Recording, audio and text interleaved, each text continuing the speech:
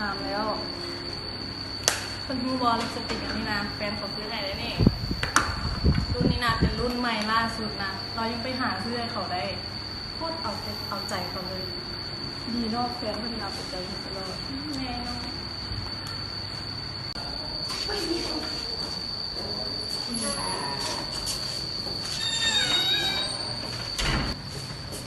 โอ้ยกระแตเฮ็ดยามเด้มาดิเป็นอะไรธรรมดาสารเจ้าไม่อยากงามคือกระแตว่ะพ่อเราเอาเวลาไปนั่งเรียนดีก่อนคือเป็นเด็กเฮียนเนาะแฮ่ พี่นามันกระแสมันเป็นใหม่อีกทะเลเนาะเป็นตลอด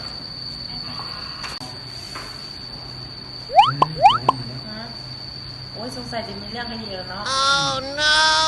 เสื้อของว่าข้างในนะ อุ้ยขอโทษ โยมมิตาวะผู้เห็นว่าคนงามมาดิได้กระแสจะเห็นหน้าจัดแผล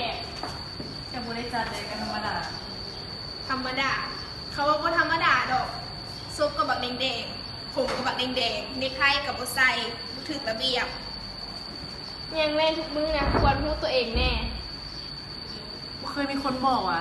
เห็นโตหน้ารำคาญสำไหนนะเป็นคนหน้าห้องซื่อๆนะไม่ต้องลำลีลำไรเรื่องคนอื่นขนาดนี้ก็ได้หน้าเบื่อคุณบอก ตายก่อนสิว่าคนอื่นนะยังแม่พูดตัวเองก่อนบอกบ่อายว่าเฮ็ดโตก็คือหมู่หัน ไปต้องไปเว้าทุกคนแบบนี้ดอกเสียเวลา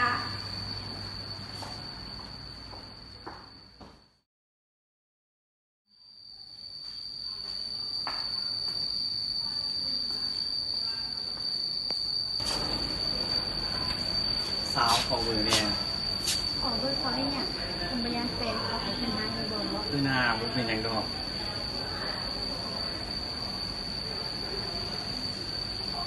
ใจ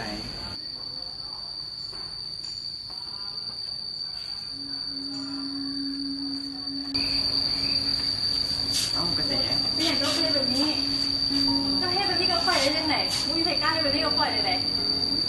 อย่ามาวุ่นวายขนาดนี้บอก เพราะวุ่นวายจังไหนค่อยเป็นเพื่อนเจ้าเฮ็ดแบบนี้บ่ได้เฮ็ดแบบนี้ก็ปล่อยบ่ได้มึงบอก โอ๊ยหน้ารำคาญ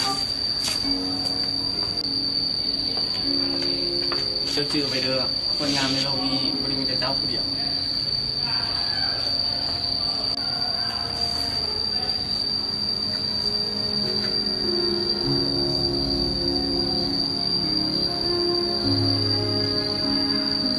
ฮัลโหลมันอยู่ไหน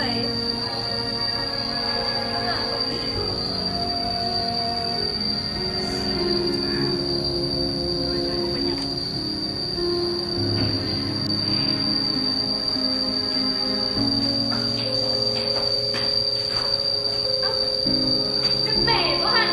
อุ้ยแม่น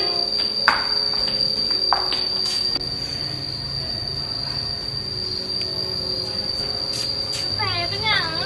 ลูก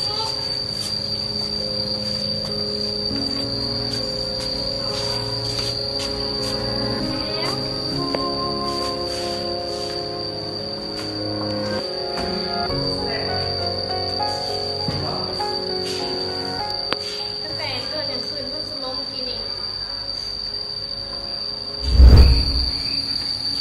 เอ้ากระแต ไม่อยากก็เฮ็ดแบบนี้ก็เฮ็ดแบบนี้ก็ปล่อยได้ยังไงมึงมีใครกล้าเฮ็ดแบบนี้ก็ปล่อยได้ไหน อย่ามาวุ่นวายขนาดนี้บอก เพราะวุ่นวายจังไหนค่อยเป็นเพื่อนเจ้าเฮ็ดแบบนี้บ่ได้เฮ็ดแบบนี้ก็ปล่อยบ่ได้มึงบอก โอ๊ยหน้ารำคาญเจ้าจือไปเด้อคนงามในโลกนี้บริมีแต่เจ้าผู้เดียว เรื่องทั้งหมดนะมันก็เป็นแบบนี้แหละดาวนะเป็นอย่างพวกเพิ่นต้องมาช่วยเขาทั้งๆที่ว่าเขากับบ่ได้คือกันมาก่อน กระแสถึงแม้ว่าบางเรื่องเขาอาจจะผิดกันนะแต่เขาก็ยังเป็นหมู่กันได้ถ้าหมู่ก็ช่วยกันแล้วใครสิช่วย แม่นทะเล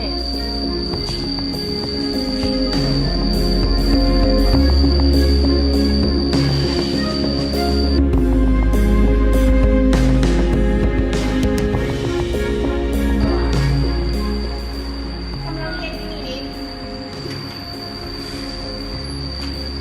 ป้าขาวกระแตมื้อนี้แต่งตัวถูกระเบียบเนาะ แต่ยังว่า ก็ลืมพวกคนแถวนี้นะสิว่าอย่างเห็นก่อนเลย กับผู้เป็นหยังคอยเปลี่ยนคอยเบรกเอา